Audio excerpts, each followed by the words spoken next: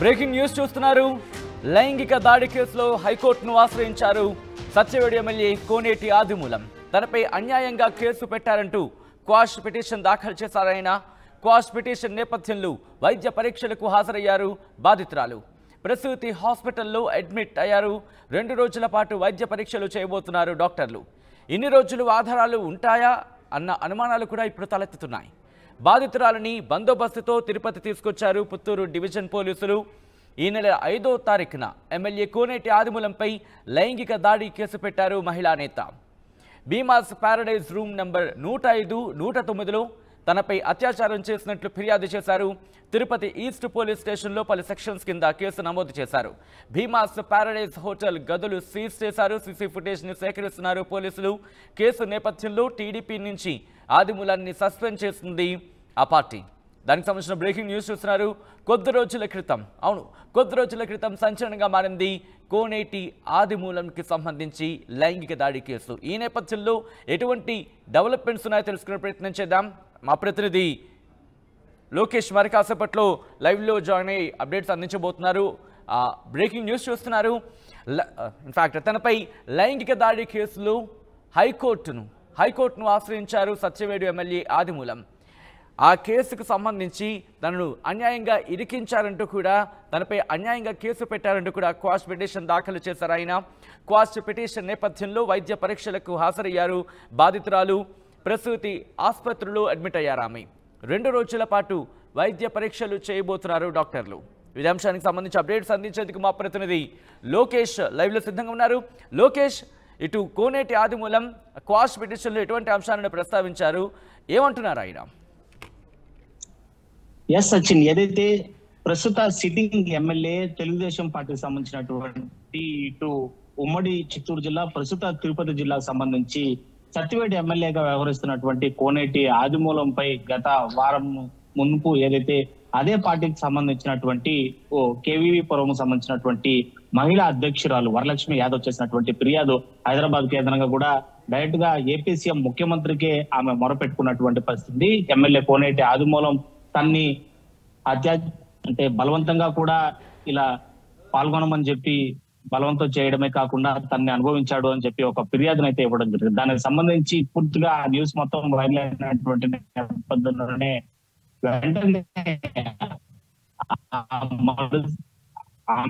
Press meet నిర్వహించినటువంటి దాదాపు కొన్ని గంటల సమయంలోనే ఆదిమూలం తనకి అస్వస్థతగా ఉంది అని చెప్పి కూడా చెన్నైలో ఉండేటువంటి అపోలో హాస్పిటల్ ఉన్న ట్రీట్మెంట్ పొందుతున్నట్లు ఆయన అనుచరులు కావచ్చు, ఆయన ఉన్నటువంటి బంధువర్గాలు కావచ్చు, ఆయన సిబ్బంది చెప్తున్నటువంటి ప్రశ్న అయితే ఇందుకు అనుఖ్యంగా కూడా ఆయన ఆదేశాలతోనే సిబ్బంది హైకోర్టులో క్వాష్ పిటిషన్ వేసినట్లుగా కూడా సమాచారం ఉంది. దానికి సంబంధించి తనపైన అన్యాయంగా ఇందులో ఇరికించేటువంటి ఒక సిచ్యువేషన్ తో రాజకీయ పరంగా ఉన్నటువంటి కొంతమంది ఇష్టంగా కూడా ఆయన క్వాష్ పిటిషన్ లో పాల్గొంటూ ఆ విధమైనటువంటి చర్యకి తాను పాల్పడలేదు, అలాంటి ఆధారాలు ఉంటే బయట పెట్టి అలాంటి ఆధారాలు కనుక రుజువు అయితే తాను కూడా సిద్ధంగా ఉన్నాను శిక్షణ అనుభవించడానికి అనేటువంటి ఒక క్వాష్ పిటిషన్ ని హైకోర్టులో దాఖలు చేసినటువంటి పరిస్థితి ఉంది.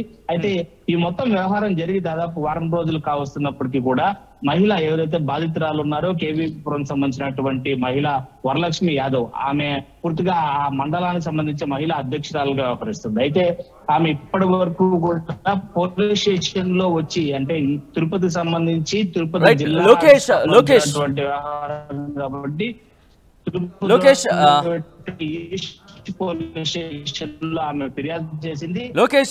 దయచేసి బాధితురాలి పేరుని మనం అవాయిడ్ చేద్దాం, బాధితురాలి పేరుని మనం రివీల్ చేయొద్దు. కేసుకు సంబంధించి విచారణకు రమ్మని చెప్పి పోలీసులు ఎన్ని మార్లు పిలిచినప్పటికీ అండ్ బాధితురాలు ఎవరైతే ఉన్నారో ఆ సదరు మహిళ ఇటు పోలీస్ స్టేషన్ కి వచ్చి విచారణకు హాజరు కావాలని చెప్పి పోలీసులు పలుమార్లు సూచించినప్పటికీ కూడా ఆమె తనకి అనారోగ్యంగా ఉంది, దానివల్లే రాలేకపోతున్నాను అనేటువంటి మాటలో చెప్తూ వస్తుంది తప్ప ఇంతవరకు పోలీసులకి తను ఇచ్చినటువంటి ఫిర్యాదు పైన కేసు నమోదు చేసినప్పటికీ కూడా విచారణకి అవసరమైనటువంటి మాటలు, అంటే ఆ విచారణ పూర్తి స్థాయిలో ఏ విధంగా జరిగింది, తన కంప్లైంట్ లో పేర్కొన్నటువంటి పలానా హోటల్ కావచ్చు, రూమ్ నెంబర్ కావచ్చు, సమయం కావచ్చు, మరి దానికంటే ముందు వాట్సాప్ కాల్స్ లో వీళ్ళకి జరిగినటువంటి వ్యవహారం కావచ్చు, వీడియో కాల్స్ కావచ్చు, వీటన్నిటిపైన ఖచ్చితంగా సదరు బాధితురాలైనటువంటి మహిళల్ని పోలీసులు విచారణ చేయాల్సినటువంటి అవసరం ఆవశ్యకత ఎంతైనా ఉంది. అయితే ఆ విచారణకి ఇంతవరకు కూడా ఆమె సహకరించకపోవడమే కాకుండా తనకి పూర్తిగా అనారోగ్యం ఒకటి కారణంగా చూపుతూ వచ్చింది. మరోవైపు కేసు నమోదు చేసినటువంటి పరిస్థితి. ఎందుకంటే ప్రస్తుతం ప్రభుత్వంలో ఉన్నటువంటి అధికారంలో ఉన్నటువంటి సిట్టింగ్ ఎమ్మెల్యే పైన వచ్చినటువంటి ఫిర్యాదు కాబట్టి అది డైరెక్ట్ గా ఒక ముఖ్యమంత్రినే ఉద్దేశిస్తూ కూడా ఒక ఫిర్యాదు లేఖని హైదరాబాద్ కేంద్రంగా సదరు మహిళ చేసినటువంటి ఫిర్యాదుని చాలా సీరియస్ గా తీసుకున్నటువంటి అధిష్టానం కూడా వెంటనే విత్ ఇన్ హవర్స్ పీరియడ్ లోనే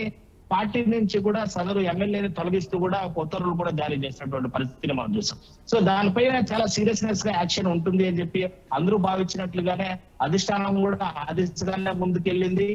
సో సదరు మహిళ చేసినటువంటి ఫిర్యాదు పైన తన్ని మెటర్నిటీ హాస్పిటల్ అంటే మహిళలకు సంబంధించినటువంటి ప్రత్యేకమైనటువంటి హాస్పిటల్స్ లో ఏదైతే ఫిర్యాదులో పేర్కొన్నటువంటి లైంగిక వేధింపులకు సంబంధించినటువంటి ఘటనకు సంబంధించి కొన్ని టెస్టులు నిర్వహించాలి. ఆ టెస్టుల్లో కనుక నిజంగానే ఆ ఎమ్మెల్యేకి సదరు మహిళకి జరిగినటువంటి సాన్నిధ్యం నిజమని తేలితే అది కొద్దిగా ఎవిడెన్స్ గా మారేటువంటి పరిస్థితి ఉంటుంది. కాబట్టి కేసు ఫైల్ చేసిన వెంటనే మరుసటి దినమే ఆ మహిళని ఆ మెటర్నిటీ హాస్పిటల్కి రావాలని సూచించారు. అయితే అప్పటి నుంచి కూడా దాదాపు 5 రోజులు గడుస్తున్నప్పటికీ కూడా ఇంతవరకు సదరు మహిళ మెటర్నిటీ హాస్పిటల్ కూడా హాజరు కాకుండా పోవడం కూడా ఒక వింత పరిణామంగా చూడాలి.